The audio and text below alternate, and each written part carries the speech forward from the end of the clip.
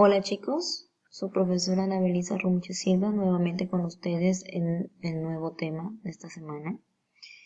Es una continuación de la semana anterior y comenzamos también con un nuevo tema. Muy bien, ahora sí, comenzamos. La continuidad del tema vamos a hacerlo con los primeros seres vivos. Entonces, estos, ¿ya? Según lo que actualmente es más aceptable, porque se dice que primero comenzaron con una mezcla, una sopa de moléculas, ¿no? Y que esto ya se iban estructurando para dar, o juntando para dar como consecuencia a los seres vivos. Entonces lo que actualmente es más aceptable, se acepta, es que las primeras moléculas que ejercieron el control de las actividades biológicas fueron las moléculas de ARN. Estas, comúnmente la molécula de ARN es más sencilla que la ADN, ¿no? Por la forma simple que tiene esta, ¿no? Su estructura, básicamente. Esta es de una cadena, en cambio la de ADN es una doble cadena de proteínas, ¿no? Y el ARN muestra además una cierta actividad catalítica semejante a las enzimas, lo que va a llevar a pensar que las primeras moléculas de ARN catalizaron la síntesis de las mismas proteínas, controlando incluso su estructura hasta que algunas adquirieron actividad enzimática para la síntesis de esta misma, ¿no? Del ADN. Entonces, la mayor estabilidad del ADN condujo a que este misma asumiera posteriormente el control de las actividades biológicas a través del ARN y las proteínas. Entonces, lo señalado aquí se conoce como la teoría genética, que sustenta una participación determinante del ARN en formación de los primeros agregados moleculares y organismos vivos. Ahora, con los primeros seres vivos también van a ver los primeros o los procariotas, que en la actualidad se conoce como las células o los organismos unicelulares, ¿no? Como son las células procariotas, que son células que se alimentan a sí mismos, tienen su metabolismo propio y tienen movimiento. Entonces acá, para los primeros procariotas, aquí estos primeros seres vivos correspondientes, ¿no? A ellos son más sencillos, crecían absorbiendo sustancias orgánicas del medio ambiente y al producir duplicado de los ácidos nucleicos, ¿ok? Estos que contenían y de otros materiales sintetizados incrementaban su tamaño, creciendo hasta volverse inestables y fragmentarse en otros más pequeños, con características semejantes a sus progenitores y que a su vez podían seguir creciendo. Las primeras fuentes energéticas químicas estuvieron constituidas, ¿no? Justamente en esta etapa por las sales minerales carbonadas, el sulfuro de hidrógeno, por ejemplo, también, los polifosfatos orgánicos y la cianamida. Todos estos disueltos en los mares primitivos que en ese entonces existían, pues, ¿no? Entonces acá las primeras moléculas de ADN activas eran de una sola cadena. O sea, era una como cadena primitiva, prácticamente como les mencioné, el ARN. Y que posteriormente se generaron moléculas de dos cadenas, pero lineales, que actualmente es la que nosotros conocemos, ¿no? Como es la cadena de ADN. La tendencia hacia una mayor estabilidad dio lugar a moléculas cerradas o circulares. Esto ocurrió en los procariotas más complejas. Ahora, con los seres eucariotas, que en este caso también son células que necesitan también optar su propio alimento, pero estas en cambio no alimentos, sino su metabolismo, pero estas a diferencia de las anteriores, pues estas necesitan estar asociadas a otras células. Por lo tanto, se consideran células más complejas que las anteriores, bueno, en la actualidad. Aquí las eucariotas se originaron cuando el material genético, en este caso el ADN, que estaba inicialmente disperso, se aisló mediante complejos membranosos, constituyéndose así el núcleo. Ahora, el nuevo tema se va a llamar lo que es la evolución de los seres vivos. Como una pequeña introducción, puedo decir que el estudio de la evolución de los seres vivos comprenden dos aspectos mutuamente vinculados. Uno de ellos es el camino o proceso seguido por los organismos durante la evolución y el otro el análisis de los mecanismos involucrados en la evolución.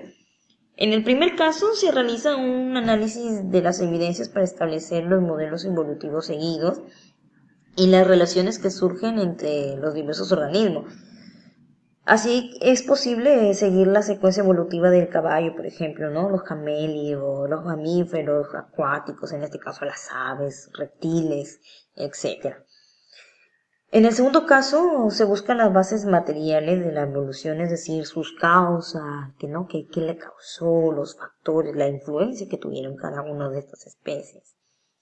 En cada aspecto se emplean avances técnicos y procedimientos alcanzados por las ciencias. En este sentido, todas las ramas del conocimiento han contribuido al desarrollo de la moderna concepción y entendimiento de la evolución, ¿no?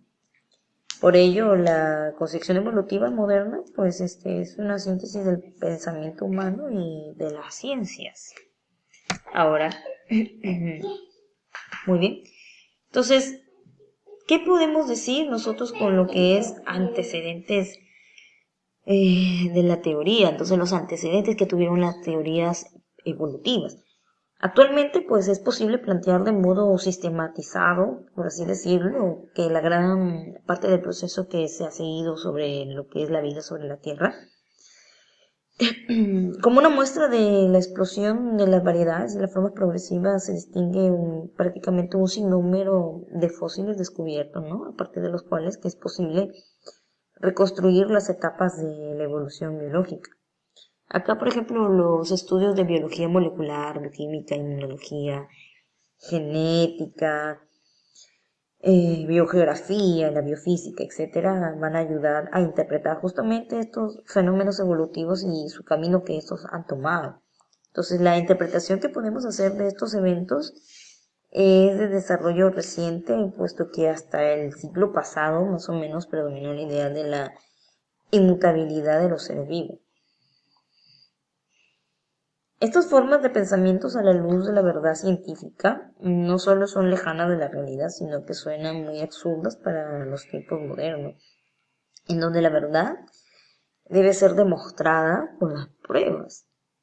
Entonces, aquí, por ejemplo, el desarrollo progresivo de la ciencia y la tecnología nos ha permitido ser partícipes de los cambios que ocurren en las especies. Los conocimientos que tenemos sobre histología, anatomía y fundamentos paleontología, fundamentalmente, ¿no? Los fundamentos que tiene la paleontología. Nos ha permitido reconstruir a partir de estos restos fósiles la historia evolutiva que muchas especies han tenido, ¿no? Las técnicas modernas, por ejemplo, también, como el secuenciamiento del ADN, nos hacen más que confirmar, ¿no? Cada vez con mayor certeza que el proceso evolutivo está vigente en todas sus formas, que algunas especies del pasado continúan, ¿no? Hasta la actualidad, pero en nuevas formas, otras quizá ya no existen, y que se originan nuevas especies también, o hace poco se han originado nuevas especies, por ejemplo, y otras pues más adaptadas a sus medios. Entre Los antecedentes de las teorías evolutivas tenemos tres: el fijismo versus el transformismo. La contradicción entre la visión fijista y evolucionista tuvo sus antecedentes en épocas muy antiguas. Aristóteles planteó una escala biológica, por ejemplo, con una visión idealista, pero dándole una explicación racional a la presencia de los fósiles. Es ahí donde en el siglo XVII se desarrollaron el humanismo y el positivismo. Esta trajo consigo el método experimental o el método científico, y así la evidencia probatoria de cada fenómeno dio un giro a la concepción de la naturaleza. La información acumulada sobre los diversos organismos, el hallazgo de los fósiles y una mejor interpretación de la geología es que brindaron como una respuesta lógica a una visión de los seres vivos en constante transformación. La otra, antecedente que tenemos es los fósiles y el transformismo.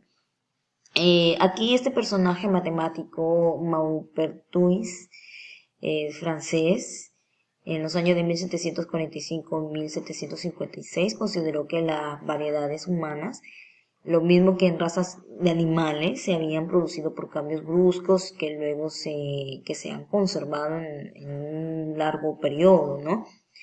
Él justamente basa la aparición fortuita de mutaciones en acciones sufridas por los gérmenes, dice él, ¿no? Una verdadera concepción transformista, dice.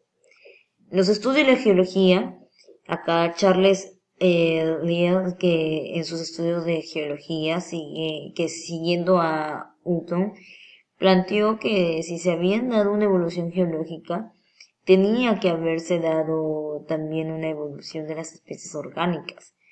Fue uno de los primeros en aceptar los planteamientos de Darwin, pero también criticó a Lamarck, justamente por ubicar al hombre en el mismo nivel de los demás objetos materiales.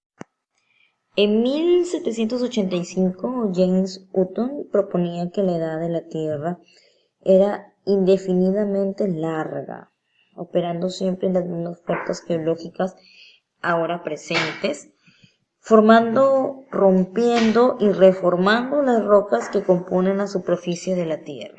Acá las ideas de Hutton, conocidas como la teoría uniformismo, fueron atacadas por su claro sentido ateísta.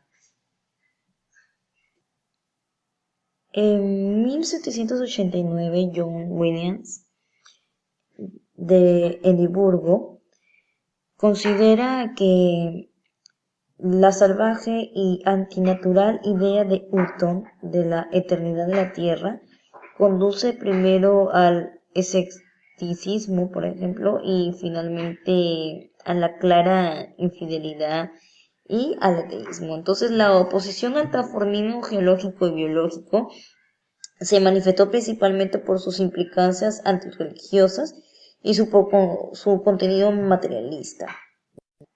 Finalmente, Adam Smith en 1865 señaló que lo adornen como quieran, pero la teoría de la transmutación desemboca en el 90% de los casos en un consumado materialismo.